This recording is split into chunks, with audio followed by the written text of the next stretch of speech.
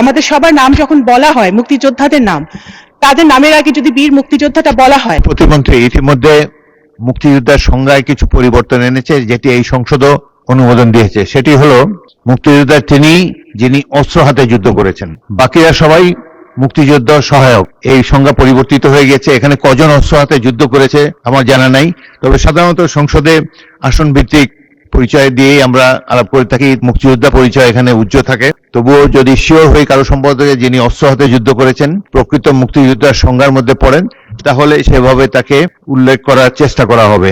গতকালকে এই মহান সংসদে মুক্তিযুদ্ধ নিয়ে অনেক কথা হয়েছে।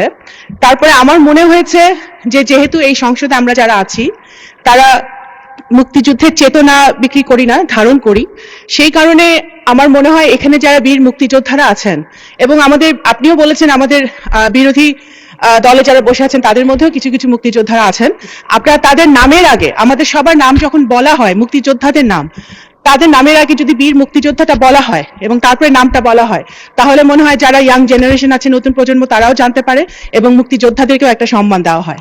সংসদের ভেতরে যদি আমরা এটা চালু করি, সংসদের বাইরেও এটা আমরা বলতে পারবো, করতে পারবো।